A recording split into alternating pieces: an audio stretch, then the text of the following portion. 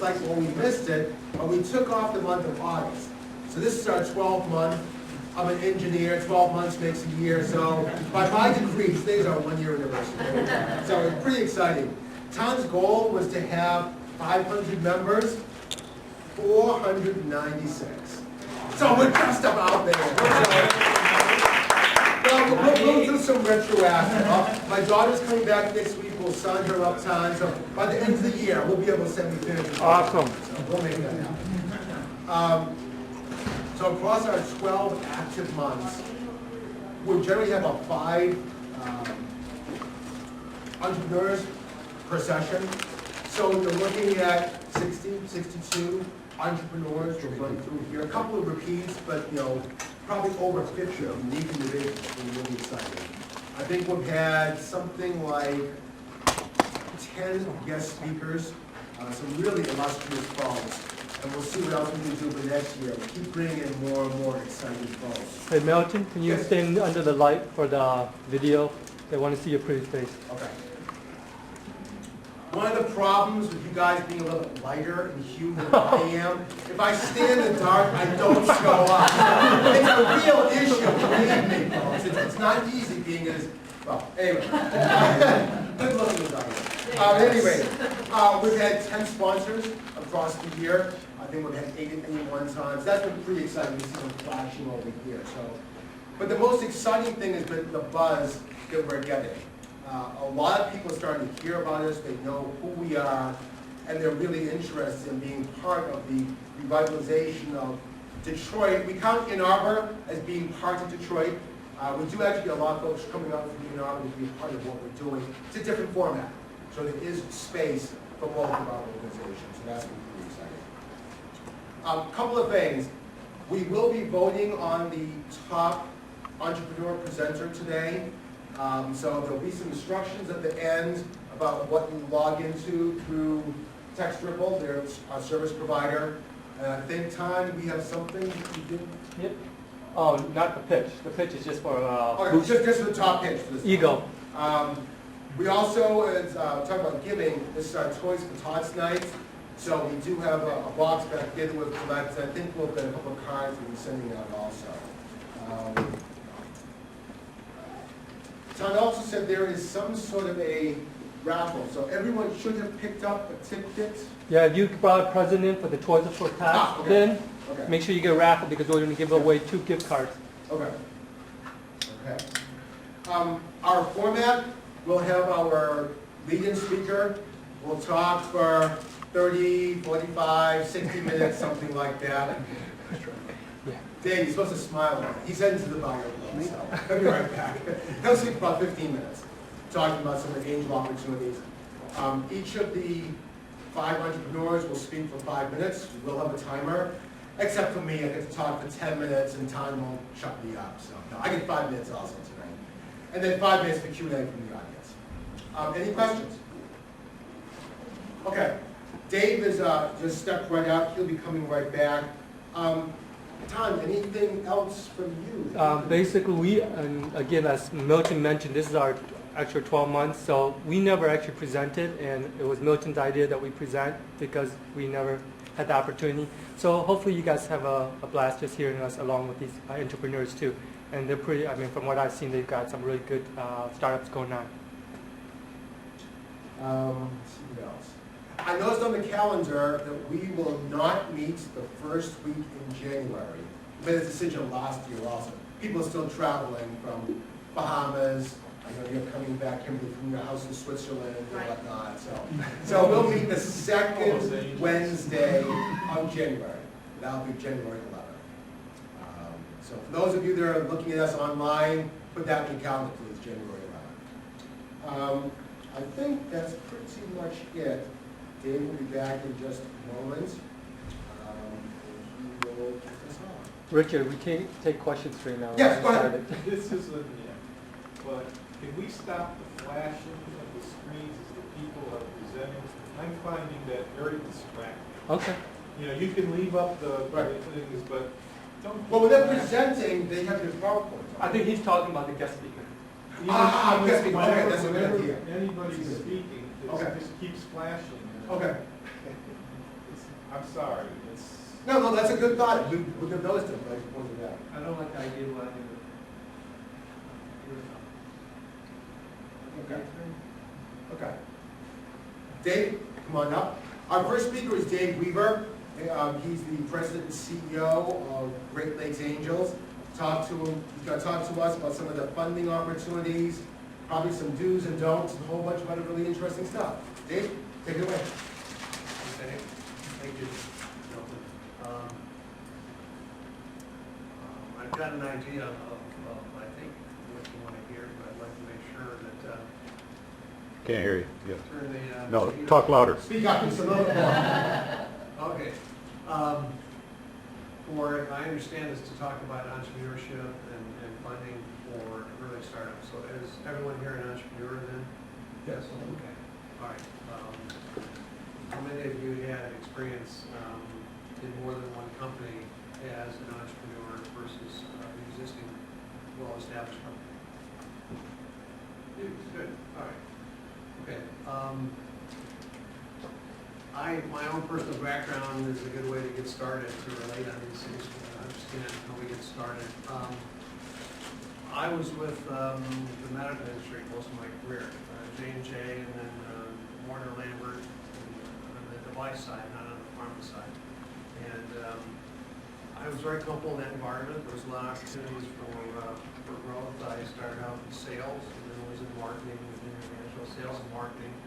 And I got to a place in that huge company, in the division we were in, that I felt like I kind of met, as far as I was going to go, hired a lot of young folks like myself, male and females, who were go-getters, and they wanted to have a lot of strong talent out there to take sales, in marketing and dominate the marketplace. And most of the industry they're in, they were customarily the premium product. They weren't the cheapest product. They're normally the highest cost product in that space. And to own market share when you're the highest priced product, you have to sell a lot of things, just not on, being the lowest cost. You have to put a lot of value in it. That taught me a lot of lessons in entrepreneurship, because when you're trying to build a business and you have something, you have to really go for what the true value is, and what the client is that you're calling on to make sure you meet their need. And some of the things in sales have always been important to me, because now as I'm doing a startup again myself, as a CEO of another startup, remember, you can't raise money for a startup if you can't prove that you recognize the need in the marketplace, where the customer also recognizes the need. Because early on in J&J, you could sell some things because it was more convenient, and something else pricing wasn't that big of an issue. Then later it had to be cost benefit. It wasn't convenience anymore. If it didn't reduce costs or save some labor costs or some kind of savings down the road, patient care costs and stuff like that, you had a dead wall. They weren't going to work with you at all. So when you're raising a new company, starting a new company, you have to make sure you really have a solution that's a well-recognized problem. You can't solve a problem if the customer doesn't recognize they have a problem. And sometimes they don't want to admit they have a problem. And one of the things we learned in sales was talk about how other people have problems in front of that client, and they can kind of identify if they have a problem or not. You're not going to tell them, you've got a problem in this area. Well, I know a lot of people have problems. Speak up even louder again. Yeah. The microphone. Probably need a mic people back here. We did eventually, yes. Is that you need to make sure that the person personalizes what you're telling them, that they identify that they have a problem, and a significant problem. It's a pain that needs to be addressed, because if it doesn't need to be addressing, they just put it off. Well, I'll get back to you. I'll talk to you, come back in a couple of weeks, I need to do some research on this. They're just really putting you off because they haven't felt the pain yet. They haven't felt the pain. And so when you're raising money for a startup company, and right now it's not an easy time to raise money from private investors or VCs. They have investments they already have money into, they'd like to make sure to stay alive. They already put their own money into them. They need to put follow-on money into those same companies, and be cautious on the new companies they're putting money into. Angels right now also are putting their own personal money in this, not other people's money like VCs do. And when I first started Great Lakes Angels, I'm jumping around a little bit, but there'll be a common thread. But first started Reisig Angels in 2002, the very first angel group in the state, and one of the earliest in the whole Midwest region. I did it out of frustration because I'd been in the large corporations, and I joined a startup moving from San Jose. I'm a Michigander, but I was doing a turnaround in San Jose back to Michigan and helped raise some money for a startup in 86, 87. And it was a medical device company. And I got to meet a lot of wealthy people that were here from the automotive industry, stuff like that. And they had, their idea of investing their personal money in something was typically putting money into a tool and die, screw machine or something like that, and had a contract with one of the big three. Well, that's not risk. I mean, you got a contract in place, you're just buying equipment to run the machines to make the business go. And that was their idea of risk capital. Well, angel investors have different kind of risk. It's not a sure contract. A lot of times you're betting on an idea that maybe has some proof done, early proof of concept, some market feedback on it, but still not a final product. Still needs a lot of tweaking to those markets, so you need to raise a lot of money for it. So after I was with that company, helped them set up and raise about $8 million. I was the VP of Sales and Marketing. We did road shows raising the angel money, then did a VC round, and did an IPO on Wall Street. So I was a part of the dog and toy show on that. And it's very good education to spend that money and find out how different people see putting their money into a deal and what their feel is on putting the money into something that they have to spend a lot of time doing different due diligence than VCs do. VCs look at a lot of finances on it. They're putting normally millions of dollars into something. As an angel, you're putting maybe 50, 25 to 100K or something like that into a deal along with other people, hopefully. That's how you get the deal done. There's lots of other people. And so when they're putting their own personal money into it, sometimes it's a gut feel. If they've known you as a wow and they know the market and understand the market, they may feel that's good enough to put 25 of play money. It's got to be money that's a risk that they're willing to lose. Because that level, that is literally money they have to afford to lose. And that's why when you do an angel round of investing, you need to look for accredited investors.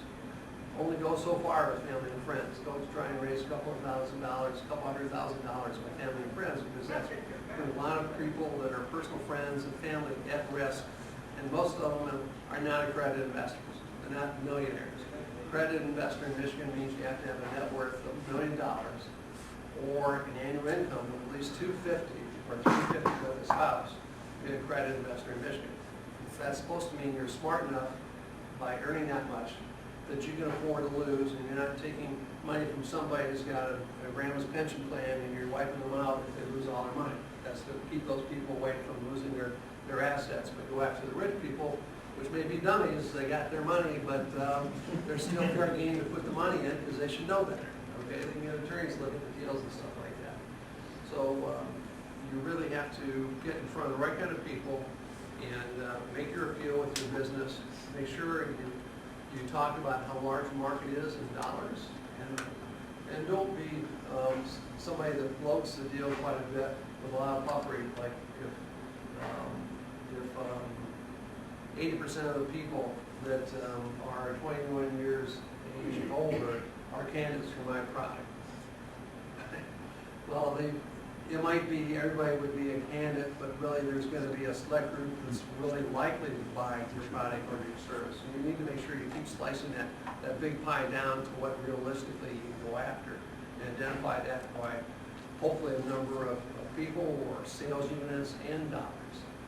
And then try and work out what your sales plan is to get into that market. You have to recognize the market, the need, and your solution.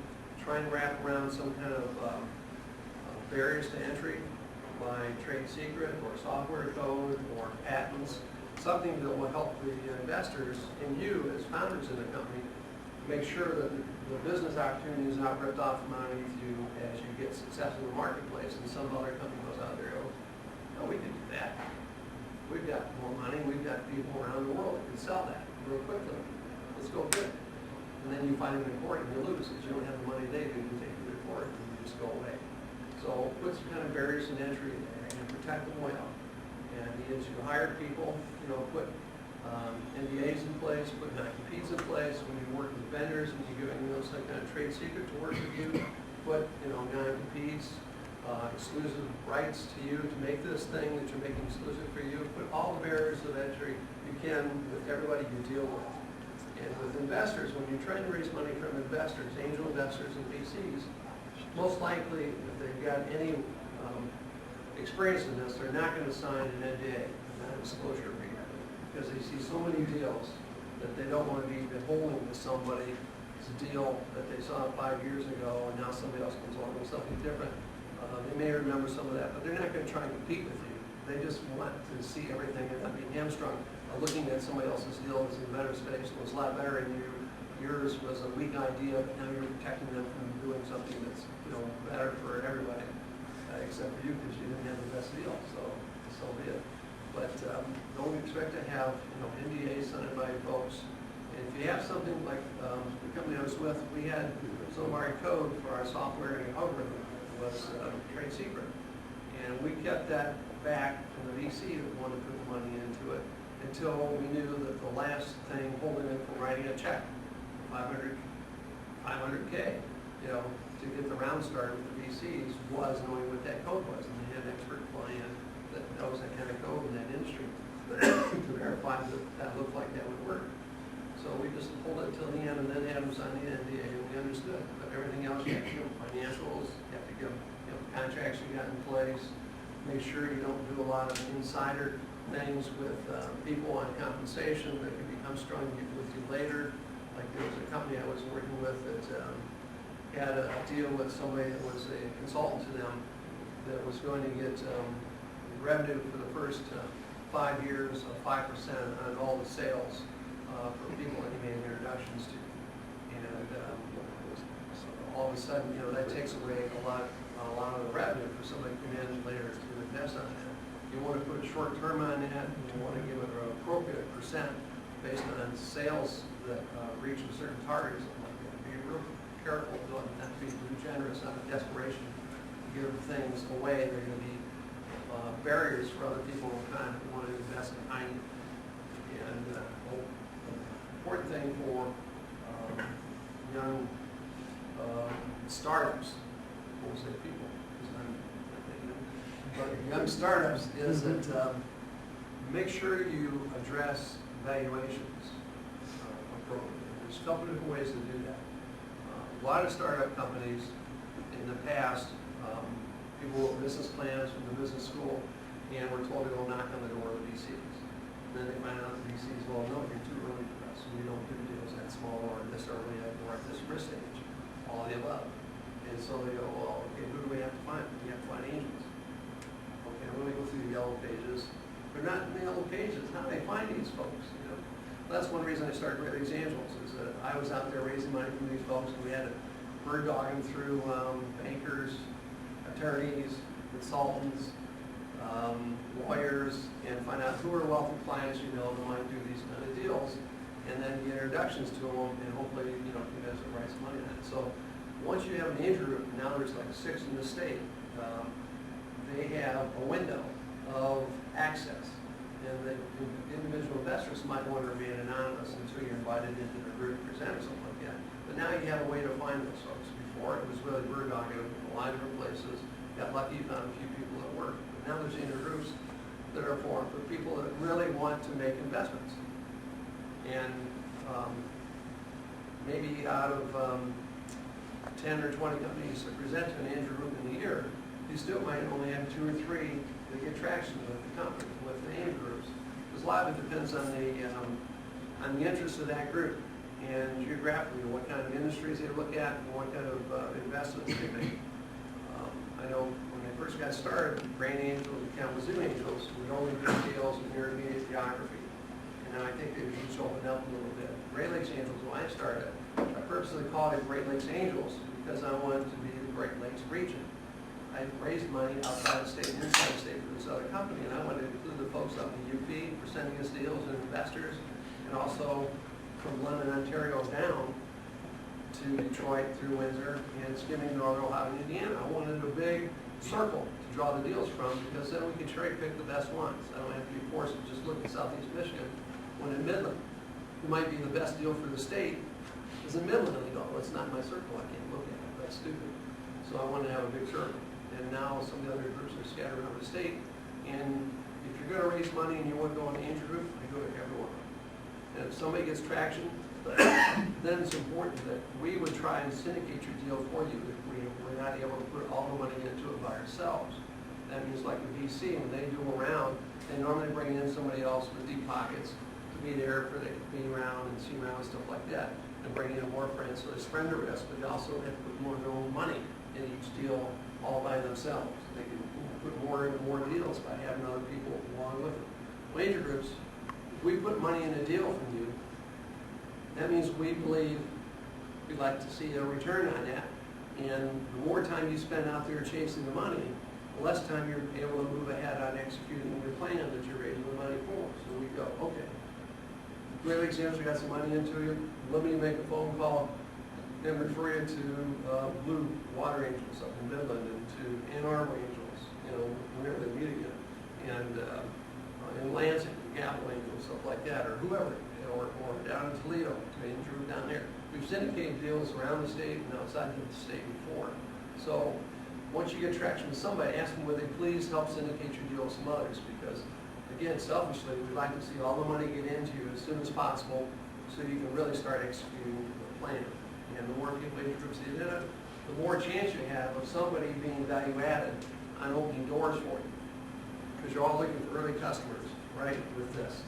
And if an angel can open a customer door for you, depending what industry you're in, that's a lot better having them open the door than going cold to those folks and trying to get some traction with them. So leverage your money. Always look for smart money. And that means people that bring more value to your investment than just their dollars by themselves. Look for somebody industry specific. Look for somebody who's got a banking background that can maybe take you later if you need to have a bank help put a round together for you. You know, like Smith Barney and some other folks have investors that they can go to and raise $500,000, $3 million, something like that, that will put money into deals because they like those clients to get wealthy and do a lot of things with them later, stuff like that. So their bankers would be very helpful to you. Law firms would be helpful to you. You know, if you get some lawyers in your deal, get them in there.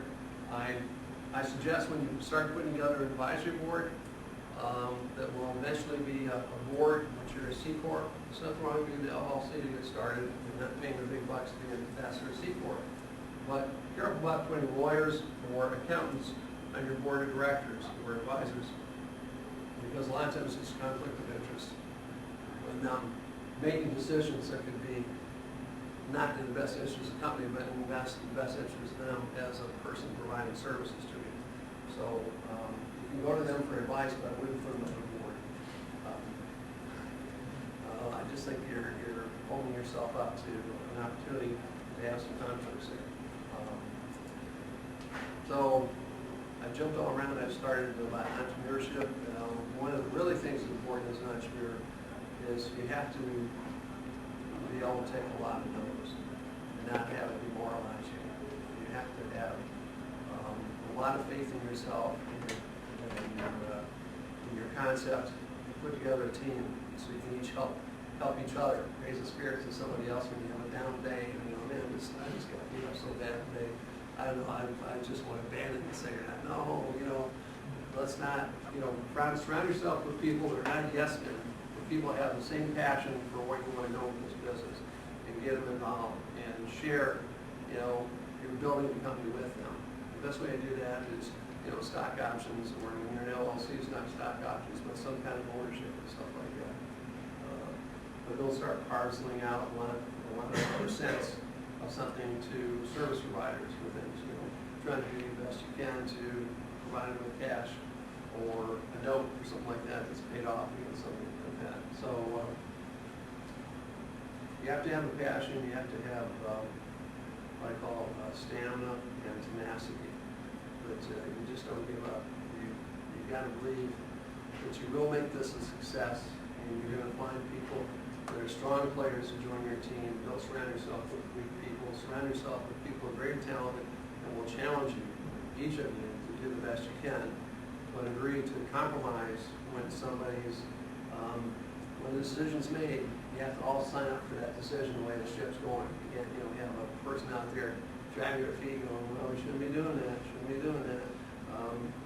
If they want to stay strong on that and they're wrong, then you have to decide later whether you need to cut them out of the team or not. Because somebody that's not a team player could really drag the whole team down, make it tough to hire new hires and stuff like that. So early on, you have to learn about, cutting people from a company and not having to hurt your company because they're a friend and you just won't hurt their feelings. Well, if you hurt the company, you'll hurt your career and your investors putting money into it. You can't, stand up and make decisions in the best interest of the company you're trying to raise and the best interest of the investors. So I guess kind of jumped all around. We talked about entrepreneurship, a lot investing. I'll open it up to questions now. Probably the best way to use my time. Yes. Yeah, I didn't catch the first part of your presentation, but what's the difference between an angel investor and a venture capitalist? Okay. First, it's easier to talk.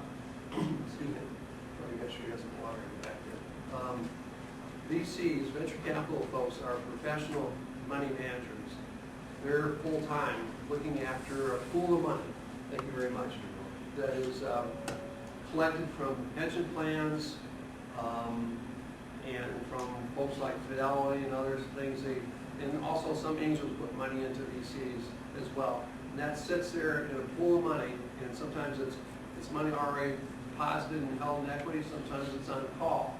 But it's money that's promised to be there when they want to fund something. And these are professional managers that get a fee for their time to look at all these deals, sort through them, do the due diligence on them, and also a percent on earnings when there's a payout on a deal after they close the deals. They pay out the investors first and then they take their percent at the end of that. So they're professional managers that are spending other people's money. VCs are, and they could be millionaires that are VCs, but angels are accredited investors, millionaires that are writing checks on their own checkbook. And it's not pooled money, it's not somebody else's money, it's their own personal wealth or family money. They're investing in the capital fund of the family. Maybe you have the same diligence say as a venture capitalist. Well, as an individual, you couldn't do the same as a VC because the VCs, have associates that do a lot of the legwork on this. They've got industry contacts that they call in the IT space or in medical space that are consultants to them and help them bounce off the ideas and stuff like that. The individual normally doesn't have all the resources that VCs put together as a professional team. Now, some angels could be very strong in the market that you're pitching your deal to and have more knowledge about it than a VC group might. It just has to be their core strength. You're very lucky if you find somebody that's got that much knowledge in a space as an angel. And it's not uncommon, but it's not that easy to find those folks. So the due diligence an angel does is most of the time as an individual would never be the same as a VC, but where an angel group comes into play is you can have somebody in the angel group that's a finance person, another person that's a technology person, another person that's a sales and marketing person. They can slice and dice your business plan in all the different areas you cover with that. And one person digs into the finances and just go, hey, they're spending way too much in this area, or they haven't got enough money here to do this. That manufacturing process is going to cost 3 times that. It's going to take that much longer. Another person in the life science area knows the regulatory path and says, that's never going to work that way. So in an angel group, you have a lot of different talent that's there. It helps the angel group really make a better decision than an individual, 2 or 3 people, or a person by themselves. But it also helps the company if they get an investment in an angel group that's got a group like that. They can help you add value to your business plan when they become an investor. Say, I'd like your input on things you see that we can do better to make this a success because I got your money in here. So please, it's not just a one-way street to send me money. I'd like some of your knowledge as well. So help. So a lot of times the angels invest because they're interested in mentoring. VCs are not interested in mentoring. They're interested primarily in bringing money in, getting more control over time. So eventually they'll own more than 50% of your board, and will have the voting rights to make decisions And they give you a lot of money and a lot of experience, but they're not there to mentor you in the early years. As a startup company, a lot of angels put the money in because they want to help you with advice, be a sounding board, have an ad hoc board as consultants and mentoring you in your company to get started. They get a lot of their reward, an emotional reward of working with folks that have higher energy and very positive and optimistic. That's part of what keeps them doing this stuff here. The money itself is sometimes not the material that they make a big return on, because they're getting a lot of return just working with folks and getting companies started, building teams and stuff like that, because they get a lot of feedback that really helps them personally in the back. Yeah, quick question. Have you seen angel investor, I don't know if you word this the right way, but squeeze out an owner? In other words, they take a position for $500,000, right? Oh, well, we talked a little bit about valuations. I didn't really finish that thought, so that brings me to that thought. I know VCs do it. As a startup company with just proof of concept that you're working on right now in the business plan, I recommend that you all try and raise convertible debt and not price your company. Convertible debt means you're taking a debt vehicle, like I'm doing that with my company right now, medical company. I'm saying, listen, we might have an emotional valuation that we think the market, we believe, would price our company at, let's say, $5,000. As an angel investor, you might say, well, I think you guys are worth $2 million. And we think we're worth $5 million. Okay, I think it's $1,000. And so you're never going to come to terms. You know, you've got a higher valuation. You know your business is better than they do, but you also have an emotional feeling for that. It may not be really what the market reflects. And the investor who's got the money, you know, says, well, I think it's $2 million. Well, you're never going to come to terms on that. So what you say is, all right, let's do convertible debt. Let's say that we draft up some paperwork and we say that there's no valuation. We're not going to price around right now, but we're going to price it on the next round, which is at least $2.5–3 million later, assuming you're going to raise some more money later for that amount. So we're going to try and grow the business in that period of time, and we'll price your investment at that time. And because you're going to wait to find out what the pricing is on that, we're going to give you some kind of premium. So a lot of times there's interest that's accrued on top of the note. It's a debt note, okay? It converts at the later round to equity. So we give you either a discount or warrants or a high interest rate or something like that.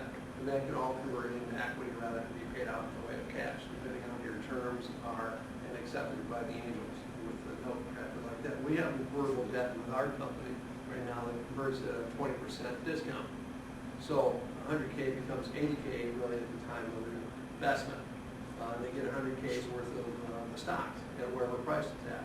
You know? And so that's convertible debt means you delay the valuation because it's too early to really be fair to both parties, perhaps, on this, but it's a way to defer that decision for later. In the meantime, you have to work like hell to get that valuation as high as you can, so when it does convert, everybody's happy. You haven't given away too much equity, and they've got a nice price for that equity when it does convert at a later date. So it's about both of you to make that really work hard. If you don't make a lot of progress by the time you get to the next round, they're going to grab a lot more at stake when it converts at that time with that pricing. Okay, so you got to keep building that company up in the way of valuation moves that you do. So that's what that means. Now, VCs almost, I don't know VC that doesn't price a deal. And so that means when they come in and we say, Dave, your company we believe is worth $3 million. Well, we'll give you cash on that right now instead of reserve. And some milestones you draw down and get you $3 million. They go, I don't know, I think it's worth $5 million. Well, if you want our money, it's $3 million. It's the golden rule. The guy that has the gold makes the rules. You know, that's the way that works. And that could be on the A round too. On the next round, whoever's got the next round of money really dictates what the terms are on that. So you don't want to leave yourself vulnerable.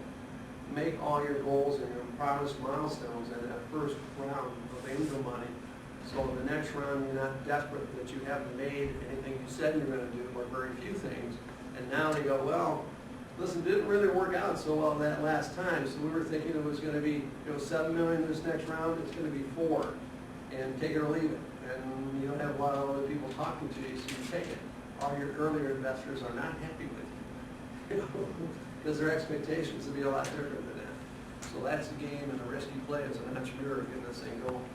You're vulnerable, you really have to work at this. And I was talking to somebody the other day, it was like 1 o'clock at night, and we were talking about the PowerPoint that just presented to ourselves recently. And I said, there isn't a clock on entrepreneurship, it's all hours, weekends, and nights and stuff like that. It's not 9 to 5. So you gotta be ready to dedicate your time on that.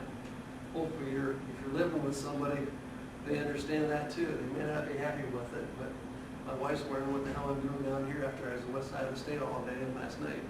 But I'm here. Because I'd like to, get more people into this space and help them be successful. Did I answer your question in the back? If not, I'll try it again.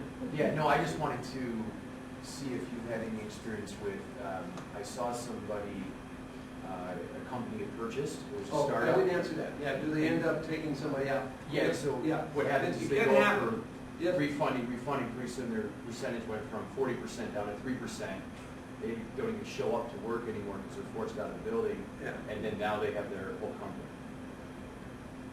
Another thing as founders with your ego is that as a founder, in most cases, you're the technical person getting the company started. So you've got the idea and you know how to develop it. And like the company I'm in right now as a CEO, I'm a late founder. I'm the third guy into the company. The first 2 guys are the scientists and the engineer. But they knew to grow that company, they needed to have a business person to be credible in taking it to market and raising the money, stuff like that. And they own the majority of the company. I'm getting a small percent of it, but I'm planning on building that percent over time with stock options and stuff like that as well. So don't let your ego stand in the way of building a team to be successful. Now, sometimes companies will be taken over by investors because the person running it is running it directly. And once you have enough money in the company, like even angel investors, and they end up owning like 50% of the company or something like that, which may not be that bad, and it really helps you grow that long, and you can grow the rest of them organically. They might say, listen, you need more money. We're not going to put any more money into this. If you go talk to other people to raise the money, because they're not going to put any more in, and they say, well, we'd like to talk to some of the current investors. Okay, I'm not sure that's a good idea because they're not really happy. Why aren't they happy? Well, you have to talk to them, but I'm not going to let you talk to them. Well, you just put yourself in a circle where they're going to want to call those people. They'll find out who they are and they'll go, what's going on? This founder and his teammates are a bunch of jerks. We can't get them to do what they promised to do. And so a lot of times the money comes with a covenant that they end up owning some asset. It could be the patents or something like that. Like with our company, on our offering right now, is if for some reason we didn't produce and they wanted to liquidate the company, they could have rights to the IP on this. They could sell the IP to somebody else to get their money back or something like that. So as an investor, you want to protect yourselves from the company not just disappearing without some recourse to get some of your money back and have some secured assets. It's a startup. You don't own equipment, you don't own a building, but you might own IP or trade secrets, something like that. So you might have to put those up as kind of collateral for the notes you're raising, something like that. So, and if you're not doing a good job, you should be forced out or change position. Not necessarily be thrown out of the company completely as a CEO, but maybe chief operating officer or CTO or something else. So let somebody else get the company successful because you still own a lot of equity in the company. Step aside, let your ego, not get in the way of being successful.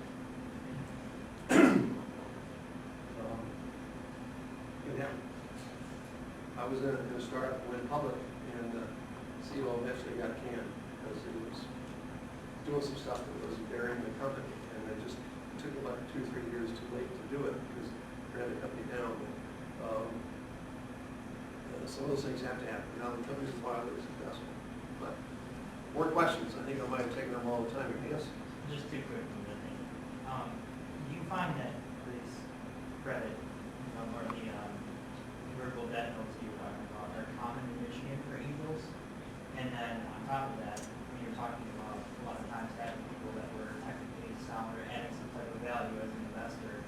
find that it's good to have them as an initial investor, or would you take money from, being where you've been today, would you take money from somebody who has no idea what space you're operating in? Okay. I answered the last one first, because I remember it the easiest. There is, you do want to take money if somebody's offering you money in their credit investment. Try and keep it to be a small percent of people who don't add value at the end of the money. I'm taking some money from some folks right now that are coming in because Joe went in. And I trust Joe, he's brought me a lot of good deals before. Right. So those people there, but I know the same Joe, and Joe's gonna bring some value to me that they may not have the time or the interest in doing, they're just riding in the coattails of Joe. It's okay to bring in some of that money that's there, but look for as much as you can that's value added, with contacts and people you work with, because you're gonna end up representing each other. You need to put, once you get money into your company, you need to put some kind of communications out to your investors periodically. Let them know what you're doing, good and the bad. Because if you bring them in on all the stuff that's there are hiccups, but you're solving them, and here's what we're doing, they're not going to be bugging you a lot of times later when you keep doing that kind of thing, unless you keep repeating the same mistakes.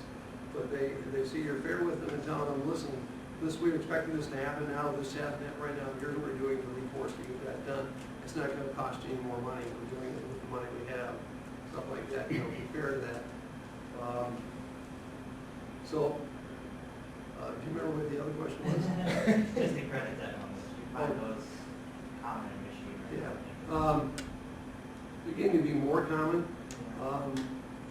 VCs and angels were having incompatibility a few years ago, probably more than 10 years ago.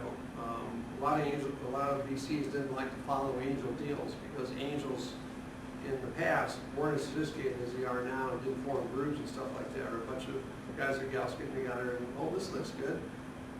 This is $3 million, yeah, okay, let's put the money in at that price. And they price the deal, when the VCs come in later, go, now it's $3 million. It wasn't then, and so they wouldn't take a lot of deals done by angels because they went too high in their valuation and they screwed up for the next round to come in. They wouldn't even touch them because the angels would go, no way, we're not going to take that, and then you got a stalemate and then the company's crippled, how do you do that? So there are getting to be more and more verbal debt deals around the country.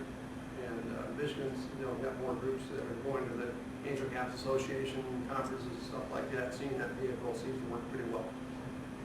Now I had some angels look at our deal early on and said we would do it, but we want to price it. And we bring in, half a dozen guys at $100K each or something like that to do it right away. That sounds pretty good, but I'm not sure I like the pricing, right now, because I think they would price it in their favor. So I'm going to try verbal debt, without you guys right now. So maybe they'll come in later when they have enough critical mass compute that they want to ride on this because they think it's still a good deal. We've gone a lot further than it was when they saw us. But you have to do what you have to do sometimes. And if no one else will talk to you and somebody gave you some money and they want to price it and you think it's lower than I'd like, but it's your money, you might do it. Just get advice. Talk to other people and get some advice. Don't make a decision by yourself. Talk to some other folks. And it's good you're getting some folks together here so you can eventually still meet once you disperse and go back out and kind of share what you're running across in the marketplace when you're trying to get your company started and learn from each other and find, how to connect to that.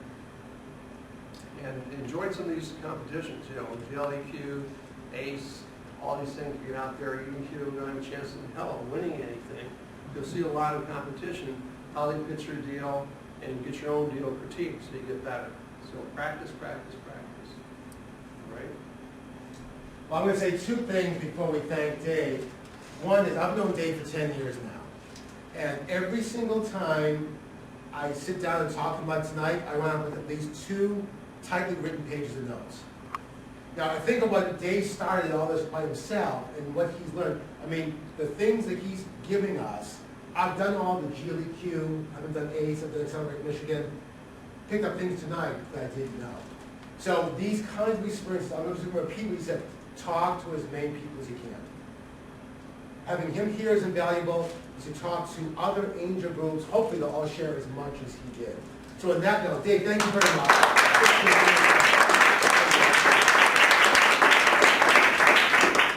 Tom, if you can go ahead and start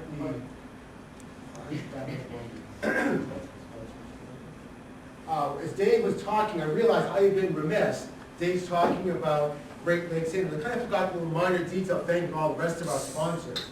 Starting with the Water Angels, who Dave mentioned, up in Michigan, BizDeMu, Tex Ripple for our voting, Detroit Economic Growth Corporation, Quicken Loans, our former home before we moved here again, TechTown, and MentalNote Online, and Thanh for starting this whole thing. So I want to thank all the sponsors.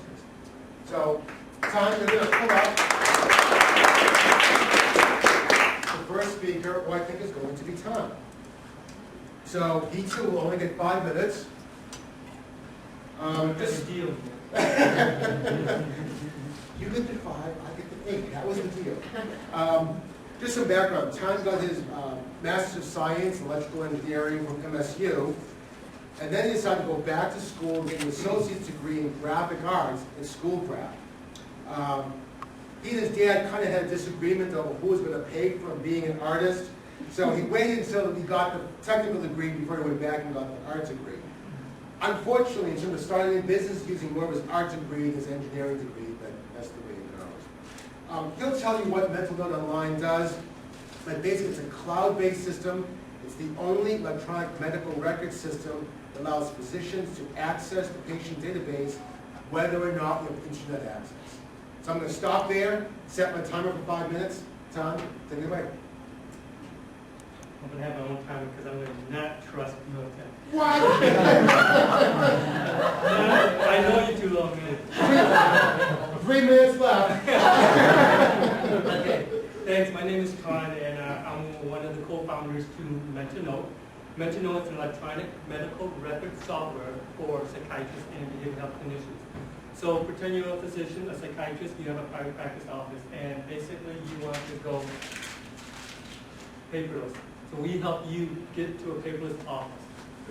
So with that, the market for EMR, which what they're known as, is a huge market. We've gone into a really big space. For the U.S. market, it's $6 billion by 2015. The global market is going to be $10 billion.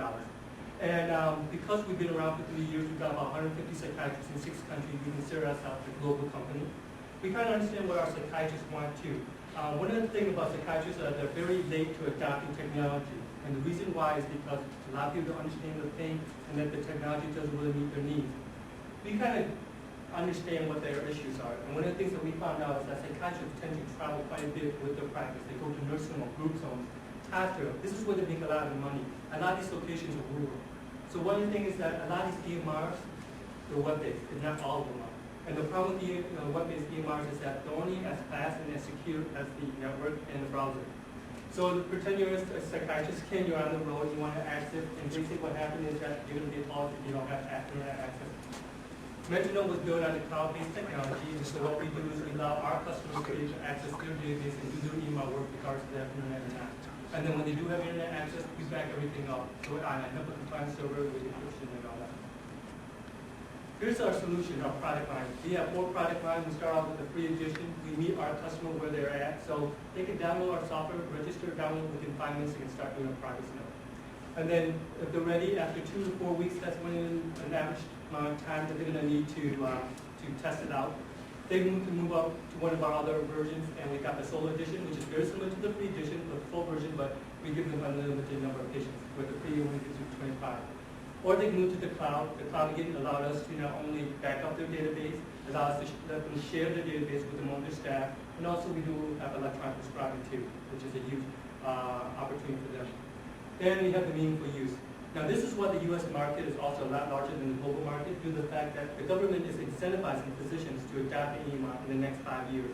So basically, if they choose one of our MentalNote certified EMR, they're basically going to get paid to do this. That's the nice thing about it. Here's our competitors. I'm not going to go too much into this due to the fact that they're not going to beat us. But overall, I might want to mention a few of them. There are over 500 EMRs. No kidding, there's a lot of EMRs. But there's only about a dozen that focus on behavioral health. These are all ones that they focus on being therapy charts here in our backyard. One thing is that they're all web-based. Again, they're only as secure and as the browser network. We have a premium package, and we do have a little bit slightly higher price point than our competitors. Here's our management team, including myself, my business partner, Dr. James Hughes. He's a psychiatrist, and he actually wrote the original MentalNote. Very unique individual, very smart guy. Choka is our Chief Technology Officer. A couple of advisory board members that I'd like to mention are Dr. Siegel and Dr. Sanjay Gupta. And Dr. Sanjay Gupta is not the same Gupta as in the CNN Wisconsin. We wish. But anyways, these two are ex-president of their organization. So what they're doing is they're helping us build that network, helping us build that bridge to our customers, with our customers. So here's our financial projections. In the next 5 years, we're hoping to be an $8+ million company. And what we've done in the last 3 years is that we've raised money from family and friends and ourselves, about $200,000. So as of October 1st, we built a cloud technology, the MentalNote Cloud. And what has happened is that we've actually have 150 psychiatrists in 6 countries, and then we have actually converted 31 of those customers over to our cloud technology already, and on a subscription-based basis.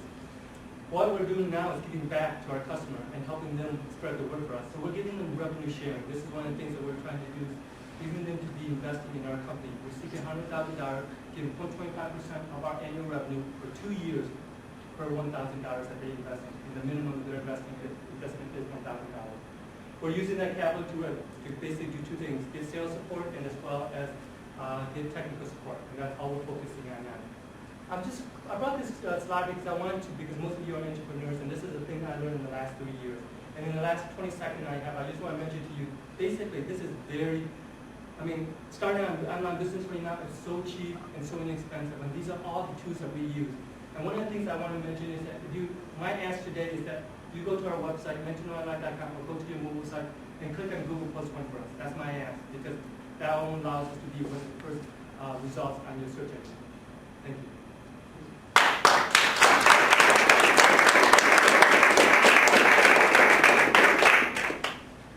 Questions? What's the back end written in? I'm sorry? What's the back end written in? It's on Java FX and MSQL. And the difference about our database compared to the other databases that our database is written on Java FX. So the cool thing is like the fact client. Most of these web-based, again, everything's online, where ours is you download and then it sits on your computer. It's encrypted. And so if you take the solo edition or the free edition, you have it there. You manage your own database. That's the nice thing about the MentalNote as well, is that you don't have to have us manage your database. A lot of psychiatrists, a lot of physicians don't like vendors holding their patient's database. We give them that option. The solo edition allows them to manage their own database. The cloud edition allows us to manage the database. With psychiatrists being as slow to adopt new technologies as they are, you said, how are you marketing to them and finding new customers? Well, actually, if you look up here, probably 75% of our expenses are going into trade shows annually. And one of the things is that we sell, actually, I had this conversation just earlier. Normally they don't buy e-marks because the horror stories about e-marks is that they're very large, they're very expensive, they're very hard to install, and on top of that, there's a lot of learning curve. We eliminate all that due to the fact that within 5 minutes you can download our software and start an e-mark and start your first documentation. People see this at our trade shows, and one of the things we do is that we go to these trade shows to show that. We actually get sales right there. And it's great to have that type of that instant gratification, because you normally don't see that when someone's purchasing an e-mark. And then we're trying to change the perception of what e-marks are. They don't have to be expensive. They don't have to be complex, and it doesn't have to require you to shut down your whole couple of days of business just because you wanted to train somebody. Ours you can learn on the fly. We were working to develop one for an iPad app and an iPhone app. That's what our $100,000 is going into. We actually already have the quotes back from a couple of vendors. So what that $100,000 is going into the iPad and tablet. So it's just not for the iPad. Almost 32% of the survey that we took in our group of psychiatrists, they wanted an iPad. You said you're also looking for somebody else right now, like a technical person. Is that because it costs money, that's $7 per case for them to resolve issues? Well, one of the things that we found out is that after 3 years of working and being able to support our customers, I mean, it's really a challenge for us to just answer these customers, the same customer over. We found out a group called Yellow Media, and I won't tell you where they're from because we outsource that. But basically what they do is that they actually help our customers for some direct case. So what that means to them is that for an email that comes in or a phone call comes in, they take that on, and from there they take care of to compete from the time they open the case to the time they close. And if that customer calls back again within the same month, that continues to be one case. This again coming back to the inexpensive of running a business now. If you do your homework, you do your research, you talk to people that knows the not only investment but in your space, you really can get around. And this is one thing that I found out that really tremendous helped us out. But we are also looking for a technical support due to the fact that yes, we do have technical support, but we want someone to manage that group. And we all wear multiple hats. But one of the things we want to do is bring one of the technical support personnel, because that's all we're focusing on since October 1st when we launch the cloud, sales and support. This is just our marketing strategy. You can see this is a very extensive list of things, but again, these are things that we do, and we've done it for 3 years, and now become a habit, which is pretty much all we're focusing on now, sales and support. Any other questions? I appreciate it, guys. Thanks.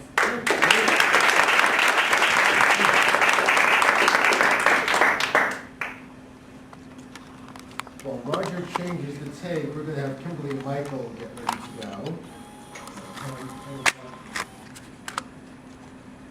Slides. I don't have connections to everybody, it just seems like it. I was in a class with Kimberly and Michael, so they're all associates from way back when. So, in terms of background, Reverend Kimberly has been a pastor for 22 years in the Detroit metro area. You might think her hands are really rough from farming. She's actually a classically trained concert pianist. When it comes to hands, be careful around Mike. Not only is he former Detroit policeman, he's martial arts trained. So when those rutabagas try and talk back, no, chops the head, not literally. So they're going to talk about growing food and water with fish. So with that, I'm going to stop and let them take it away. Hi, you guys. We're glad to be here with you tonight. Well, as Milton said, I've been in the pastoral community for a very long time, and about 6 years ago, started working on the east side of Detroit in a very highly under-resourced neighborhood. And what we did was food, because that's what the community really needed. And so we formed a partnership with Trader Joe's. Anybody here love Trader Joe's as much as I love Trader Joe's? You're going to love it more in a minute. Because Trader Joe's has been giving us 1,500 pounds of food for every Sunday for 6 years now. And we take that food into the east side neighborhoods and distribute that to families. And they're very generous. Usually around Thanksgiving time or Christmas, they give us about 100 turkeys. And we've had great fun doing that. But as we've done that, we realized that there was a huge problem. And if you live in the suburbs, you're probably not aware of it. But there's a food desert in Detroit. It's very hard to get produce in the city of Detroit. I live in Detroit now. I lived in that east side neighborhood for 18 months. I know what it's like. And so as we began to look at how we could, in a sustainable way, deliver food to this neighborhood, we came up with the concept of Eden Urban Farms. We got connected in here at Tech Town and began to take training and get trained here. And then we just started to think outside the box, really. And for us, as we looked at the neighborhood and what they could do, they needed food in their neighborhood. They needed to be able to walk to this food, not ride a bus and not drive a car, because a lot of them don't have cars. And so that started us thinking down the path of what if we grew food in a greenhouse, and food we could grow year-round. And so Mike and I both have farms in our background. Both my grandfathers were farmers in Kansas. And so we just began to talk about that, and from that concept came the concept of Eden Urban Farms. And we have spent the last 18 months now not only working on the science part of it, but also working on the business model part of it. So Mike's going to explain a little bit of that to you. In greenhouse growing, as you know, it gives us the opportunity to grow 24/7, 365 days a year. with the aquaponic, hydroponic growing, and by the way, aquaponics is a hybrid of hydroponics. Hydroponics is growing plants in water material. It's waving me over. I'm a wanderer, I'm sorry. Nutrient-based water material. Well, with the hybrid now, with aquaponics, we are growing two simultaneously. We're growing plant material and a fish protein source all at the same time. The fish are feeding the plants are cleaning the water for the fish. So that whole symbiotic relationship for all you scientists in the room.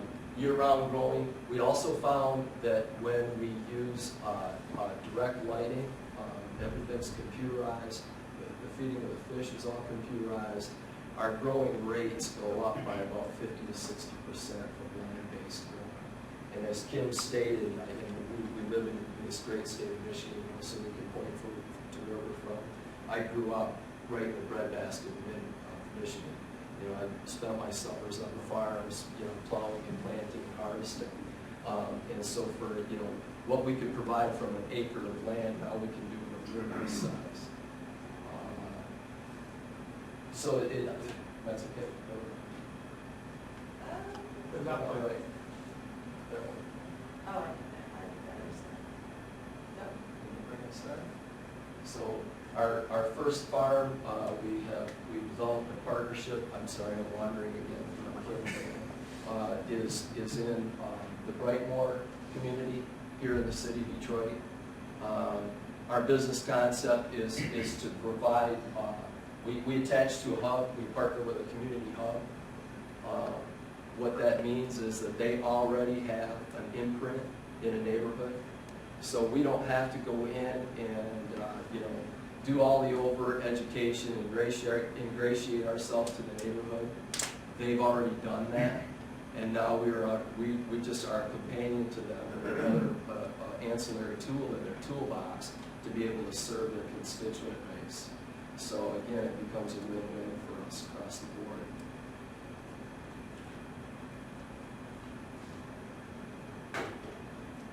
There we go. Yep. Cool. I mean, we can go into a whole lot of detail in 5 minutes, but if you guys have questions, we'll be happy to answer them. So, yes? So what is the revenue model? The revenue model, it's based on the partnership. We usually do a 50-50 profit share with our community partners. We were asked by all those that we presented to in the beginning, we are funded at this stage, so we're going to come in with a funding pitch. Is that the question always is how can this be sustainable? How can this be profitable? It is.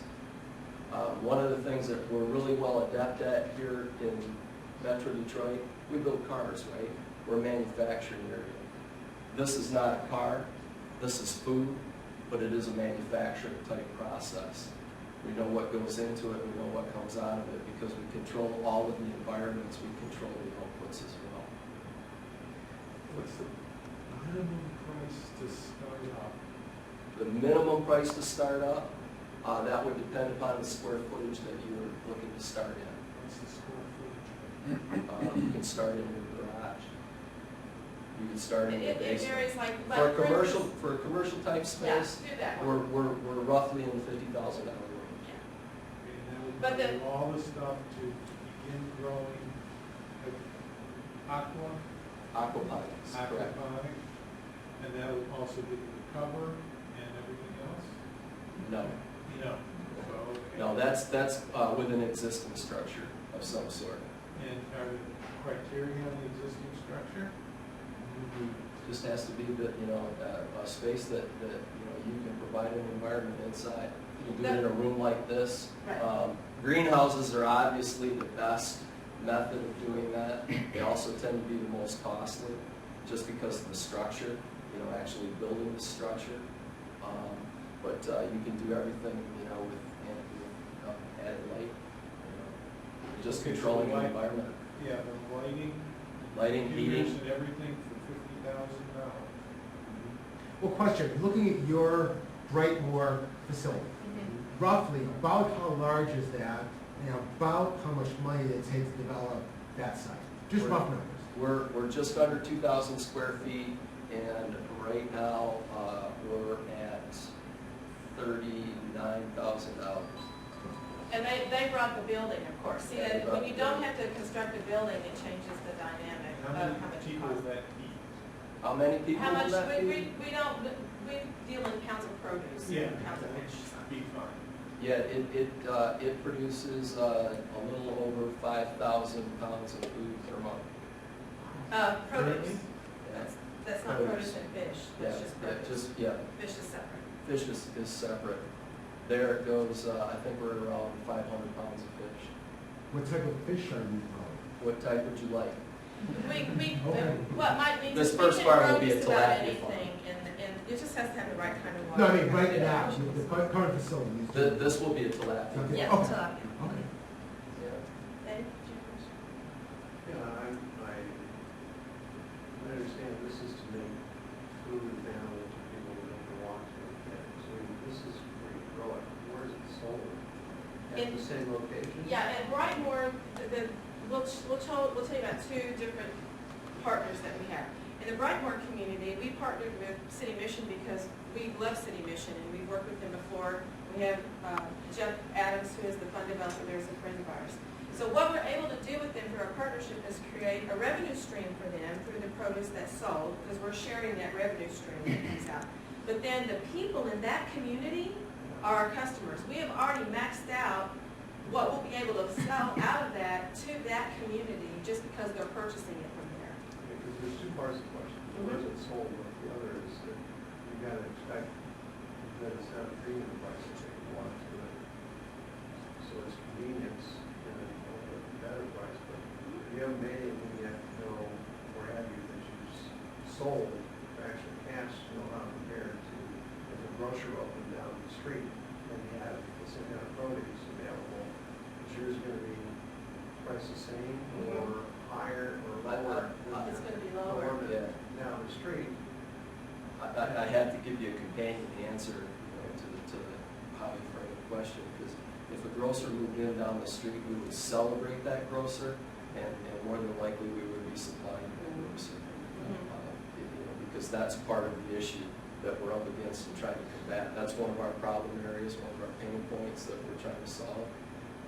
And then two is that we've actually done our due diligence, went into the community and solicited our customer in advance.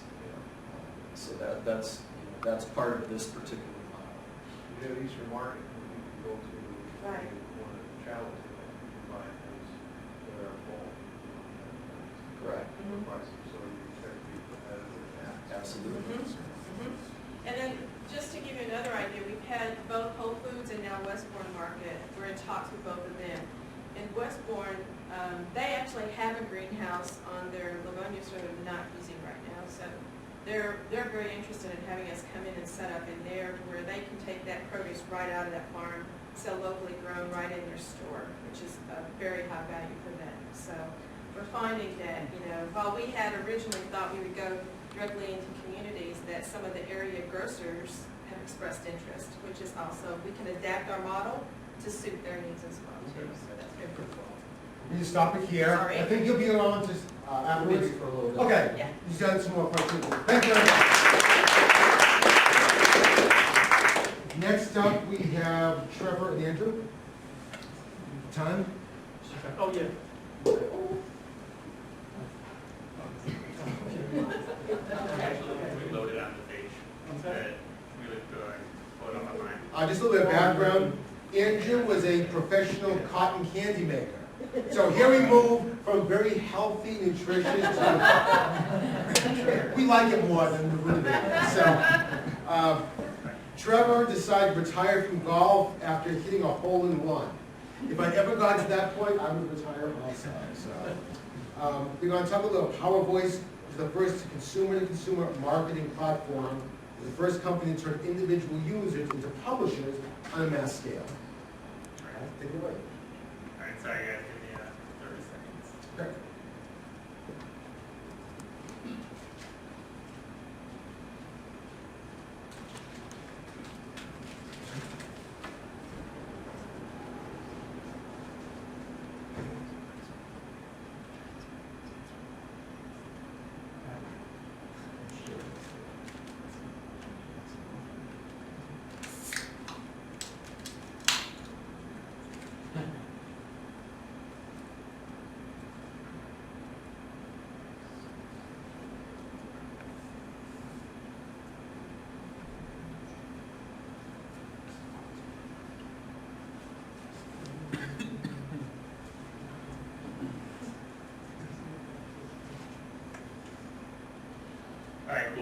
In the interest of time, while it's loading, I'll start it off. So first of all, this is my first time actually here. I'm very excited and I'm sort of super pumped to speak with you all tonight.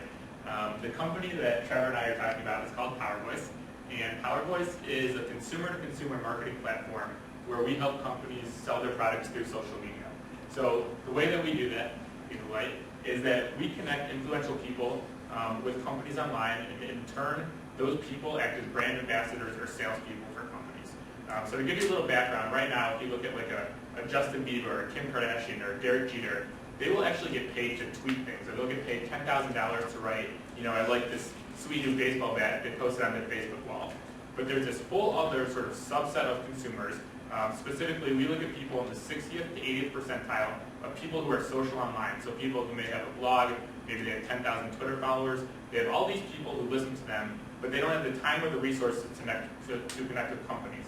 And in turn, companies don't know how to access these people. But what they would love is they would love to be able to access these influential people online and use them actually as ambassadors or salespeople for their companies. So what we're doing here at PowerVoice, and Trevor will explain sort of how we do it, is we connect these companies with influential people online, and we make these people ambassadors to help them sell their products and promote basically whatever they want. So I'll let Trevor take it away and explain a little bit more of how we actually, how the PowerVoice users use the system, and then we'll go from there. Thanks, Andrew. So I'll go into a little more detail about how PowerVoice works. Basically, what we do is we invite those influential users, like Andrew was mentioning, into our system. And when they sign up, one of the key things that we do is ask them for their interests. So let's say, for instance, you're interested in books and media, or health and beauty, or shopping and apparel. We want to capture that information because what you'll see next is that we really want to offer a high level of authenticity in the offers that we provide. We have our power voices, as we call them, push out. So what you're presented with are a bunch of offers in our system. And these are some examples of companies that we're currently working with. Starbucks, Match.com, Moosejaw, Gap. And these are companies that want to pay you to promote their products and services to your friends via your social networks or word of mouth online. So the way it works is when you find an offer you like, let's say maybe Moosejaw or Gap, you're able to make it extremely easy via Facebook or Twitter or any online media to push it out to your network. And then when one of your friends decides, hey, this looks pretty good, I might decide to go buy a pound of coffee at Starbucks, Starbucks will pay you, and you can earn a commission on that action. So it's a really easy process from start to finish. We make it easy to find an offer, especially one that's targeted to you, and one that your friends and followers might be interested in. You can share with them and earn money. So now I'll pass it back over to Andrew, and you can talk about our team and where we're planning to go. Cool. Thanks, Trevor. So right now there's 5 of us that are working on PowerVoice. I'm really excited. I truly believe the success of this company, or really any company, is based on the people that are working on it. And I definitely feel lucky to work with these 5 individuals up here. Along with these 5 people, we also have a group of 7 advisors and sort of angel investors that have partnered with us. I'll mention a few of them just because they've been so helpful in what we've done in the last couple months. 2 of them, David Weinberg and Aaron Weitzman, they own Cactus Media. It's based in Birmingham. It's an affiliate network that's been around for about 15 years. We're actually working in their conference room right now in their office. It's above the Tillmans in downtown Birmingham. And they have been incredibly useful, not only sort of from a financial side, but sort of teaching us the ropes and sort of helping us with their technology when we're building up this affiliate platform. And then the other investor that I'll mention is David Farbman. He's part of sort of the Farbman Realty Group, and he also owns Outdoor Hub. He has been really amazing in connecting us with different people in the community, sort of showing us how to grow a tech business, and also just sort of pushing us hard to be successful. So those 3 and then sort of a plethora of other people have really, really been great in helping us from where we are today and then trying to get us to the next step. So I know you only have like another minute or so, but the reason that I have sort of this $30 billion number up here is because Forrester Research thinks that in 2015 the social commerce market is going to be a $30 billion market. And just to put a little bit of perspective on this, so before I came here to Power Voice, which was about 2 months ago, I was actually working at Google the last 4 years, most recently in Chicago. And in Chicago, I was on Google Affiliate Network, where I was in charge of acquisition for a portion of the U.S. And one of the things that companies that I worked with used to say is, how can we use social media actually to sort of drive sales? Social media is typically used for building the brand, having conversations, a lot of exciting things. That's our timer. But what we're doing now is basically using social media to make money. And the last thing I'll say is, I really believe there's actually a paradigm shift in how people are sort of using commerce online. It used to be maybe through Amazon.com, or you get an email through Groupon. The next shift in the industry, what we've seen, is actually learning what to buy through consumers. And so we aim to be this basically central hub where companies can come in, connect with influential people online, and in turn everyone can sort of participate in the ecosystem in a sort of a conversion-based way. Great, thank you. Questions? What's your barrier to entry What's the question? What's the barrier to entry? So that's actually a really good question. It's relatively low, but I think, and I'll give Trevor all the credit on this and the other tech people, what we're trying to do right now, and the reason that it's so important that we basically create this massive people, is have enough Power Voice users in there and enough companies where companies sort of, we are this go-to place for them to promote their social media, sort of, you know, whatever their social media apps are. So how long have you had the name? It's been about 2 months now, but we've purposely not done a lot of PR, because what we're doing is working with a small sort of beta list of users to gather data to know it works, and then we're really going to push it out and incentivize users to come in, but we want to understand what are the best offers before we go to the next stage. Have you looked TM search for that? We own it. Have you done a TM search for it? I don't see a trademark. So that's my mistake. Sorry. So we actually do own the trademark Power Voice, but on this slide, it doesn't say it. You have it registered? Registered. Yes. But you normally can't register as something to be commercialized, sell it. So I'm not a legal expert by any means, but I do know with like the U.S. Trademark Office, we have it because this is our trademark has allowed us to get like our Twitter handle and a couple other names that are out there. It's a T and R, circle R. So that's good feedback. Okay. Yeah. Do you have competitors, and how do you guys differ from your competitors? So we do have a few competitors in the space. The biggest one is Adley, as I started referring to earlier on. They work primarily with celebrities. There's not a direct competitor that works with actually promoting products on a CPA basis. There's a plethora of like social media companies, but they're not as conversion sort of based as we are. You mentioned that your target going out of the gate was an influencer universe, right? Is there an intent to expand that to, me, for example, who is not an influencer, right? Is there an intent to scale to that level, or you want to stick in that target audience? What we consider influencer is it would probably include yourself. So maybe it's somebody with maybe as low as 200 Twitter followers, or a wide Facebook friend, just 100 different Facebook friends. So we do try to incorporate like the 60 to 80% on the understanding. Okay. Yeah, so it's stuck to the left. What is the anticipated victory of percentage of returns? It's a good question. So the real answer is we don't have that metric yet. What we do have, so we have a few hundred active users in the system right now, and we've been successful at signing up a couple dozen advertisers. And we're very honest with them on the stage of the business, and we've seen people return and push out offers. So this is sort of getting off on a tangent, but our next step is to really sort of determine the other types of offers. So right now we're working with Gap, Starbucks, Overstock.com, sort of large name retailers, but we've also been asked to possibly, let's say, push out like campaigns or video views, other things in social media. And so in terms of success, it's figuring out what is best for the advertisers and what are our users looking for.